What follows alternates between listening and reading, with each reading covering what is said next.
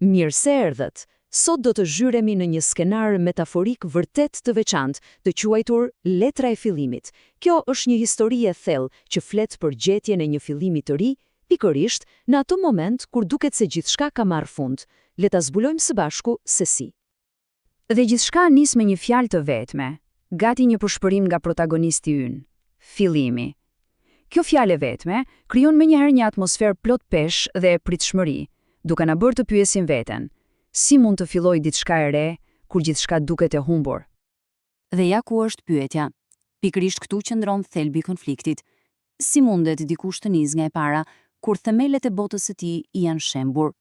Kjo është një ndjenjë universale, ndjesia e të qenit i humbur, dhe ky skenar e eksploron këtë përmes një metafore gjuhësore teje të fuqishme. Pra, në aktin e parë, njihemi me protagonistin ton dhe gjendjen në të cilën ndodhet. E gjejmë në një hapësirë boshe, përballë një flete të bardhë, një pasqyrimi përsosur i zbrazëtisë së tij të brendshme.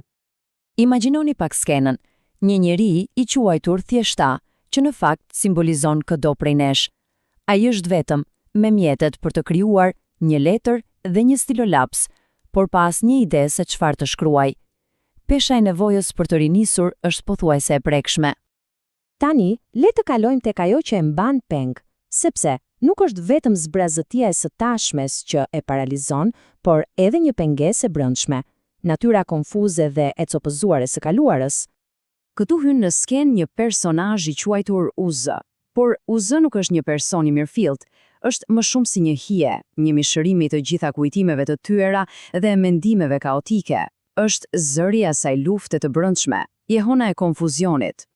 Dhe dëgjoni pak këtë citat nga UZ. Zëri është i paqartë, plot hezitim. 7.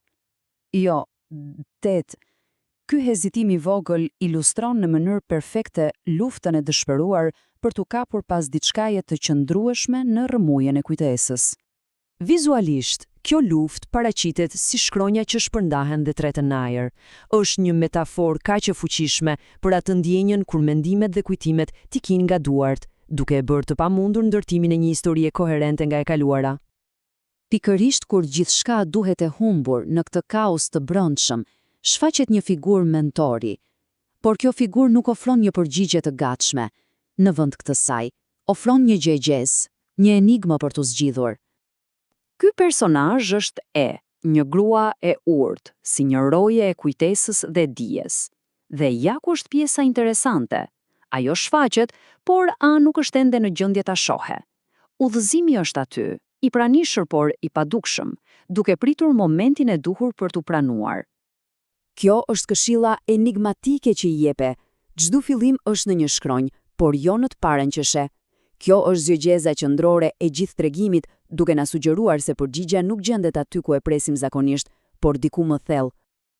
E po, çelësi i gjithë kësaj enigme është një fjalë vetme. Skenari përdor fjalën serbe për fillim, po qiet. E gjithë metafora e brendshme e historisë është ndërtuar rreth deshifrimit të kuptimeve të fshehura brenda kësaj fjale, duke na treguar se ndonjëherë duhet të shikojmë përtej gjumës son për të gjetur përgjigjet. Mirë, atëherë, le të fillojmë ta zbërthejmë këtë mesazh të fshehur. Ktu ndodh ai momenti ahas, ku logjika e zakonshme përmbyset dhe një e vërtet më e thellë fillon të dalë në pa. Pra, i jep ase, dhe ne hapat për të kuptuar enigmën. Nuk fillohet me shkronjën e parë, jo. Pika e nisjes është e 6. Qendra mban konfliktin, dhe fillimi i vërtet, ai fillimi i ri, gjendet tek shkronja e 7. Një hartë e fshehur brenda një fjale të vetme. Kjo tabel e bën këtë koncept abstrakt shumë konkret. Shkronja e 6, T, përfaqëson pikën e kthesës. Shkronja e parë O është thjesht fillimi i fjalës, por jo fillimi i udhëtimit. Dhe në qendër qëndron UZ, vetë konflikti i brendshëm. Pra, çfarë do të thotë kjo? Duhet të gjesh pikën e kthesës përpara se të fillosh vërtet. Dhe këtu ndodh ai ndryshimi thelbësor në perspektivë. A kupton se një fillim i ri nuk do të thotë thjesht të fillosh nga zeroja. Kërkon një ndryshim themelor, një pikë kthese në mënyrën e të menduarit, një pranim të së kaluarës për të ecur përpara. Dhe në këtë moment qartësie, diçka e pabesueshme ndodh. Zëri i uzës, ajo hija konfuze, bëhet i qartë si kristali. Nuk është më një zhurmë kaotike, por një udhëzim i pastër. Ai drejton fokusin larg nga bota jashtë me shkronjave dhe simboleve, dhe e kthen atë brenda, aty ku gjendet përgjigjja e vërtetë. Kjo na çon drejt kulmit të historisë, momentit të transformimit. Këtu, kërkimi i jashtëm braktiset për një zbulim të thellë të brendshëm, një moment që ndryshon gjithçka. Dhe çfarë bën A? Ai i hedh tutje mjetet e tij, stilolapsin dhe letrën. Ky është një veprim simbolik tepër i fuqishëm. Duke bërë këtë, ai po heq dorë nga përpjekja për të shkruar ose për të detyruar një fillim të ri, po heq dorë nga lufta. Dhe çfarë ndodh në momente që ai heq dorë? Dhoma nuk është më bosh. Një gotë me ujë, simbol i jetës dhe qartësisë, shfaqet si me magji. Kjo na tregon në mënyrë të mrekullueshme se ndryshimi nuk erdhi nga jashtë, por nga një zhvendosje e thellë brenda tij. Këtu është mesazhi kryesor i gjithë kësaj historie. Rinovimi i vërtet nuk është një akt krijimi i sforcuar. Jo, është një gjendje zbulimi të brendshëm që ndodh kur ndalojmë së kërkuarit dhe thjesht shikojmë brenda me kuriozitet dhe pranim. Dhe ja ku vjen pjesa e fundit e gjëjgjëzës. Shkronja e 7 e fjalës poçetak, ai fillimi i ri që e i tha të kërkonte, është vetë shkronja e. Udhëzuesja ishte vetë përgjigjja gjatë gjithë kohës. E përmbledh të gjithë mësimin e këtij udhëtimi të brendshëm me këtë fjali të fuqishme.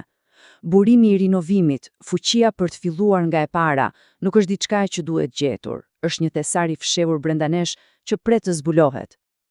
Dhe kjo na lë me këtë pyetje për të reflektuar. Ky skenar është një metaforë e bukur, por pyetja që shtron është thellësisht personale. Çfarë mund të zbulojmë nëse ndalojmë përpjekjet e ecshme për të kontrolluar historinë tonë dhe thjesht i kushtojmë vëmendje asaj që tashmë është brenda nesh, duke pritur të dëgjohet?